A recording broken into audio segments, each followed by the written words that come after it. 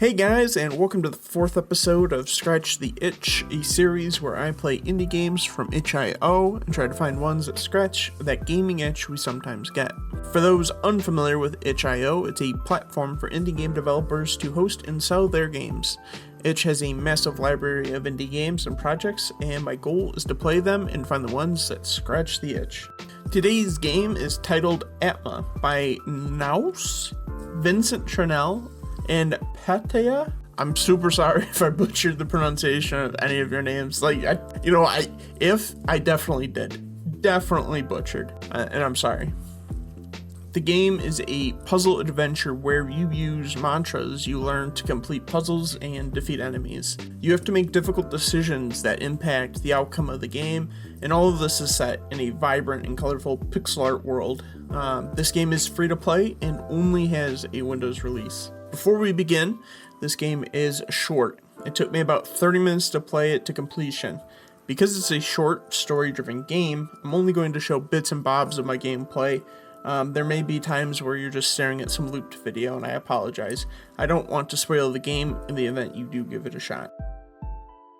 The first thing you'll notice is the art. The game is beautiful, gorgeous, and a prime example of pixel art being done really well. I play a lot of games, many of which use pixel art, but few use it to this extent and this well. Most of the time it's fitting to the game and it just looks good, but this is atmospheric. It may seem silly, but I could just keep the game open, sat next to the waterfall and just relax. It's soothing, it's beautiful. The details are amazing. I really have to commend them on the graphics because they're phenomenal for being pixel art. The gameplay is really polished. Using your mantras is pretty straightforward, and once you use them a couple of times, it's pretty easy to tackle any of the situations that arise. The puzzles are pretty simple overall, but I really like how you use the mantras in coordination with them.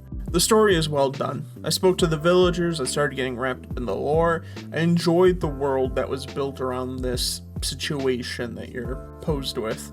Coupled with the graphics and the gameplay, and I was just in love. I was really excited to be playing this game. As the plot thickened, I got more invested. Unfortunately, the game is criminally short. When I finished the game, I was left wanting more. All it took was 30 minutes for me to get invested in this game. Everything good about the game really hammered home how I wanted more puzzles. I wanted to see more beautiful landscapes.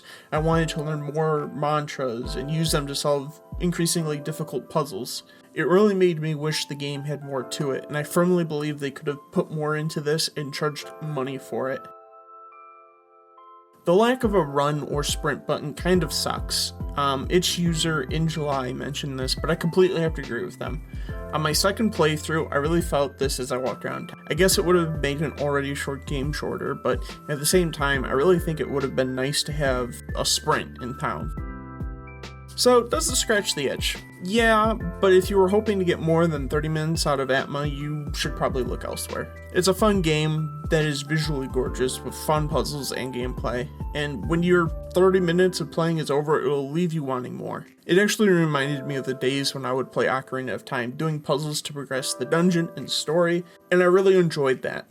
I wish this game had more to it because I think they had a really cool story and concept. Thank you all for watching. I'm interested in what you guys think of short playthrough games. Do you like them? Do you dislike them? Indifferent? Let me know in the comments below. Have a great day and see you next time.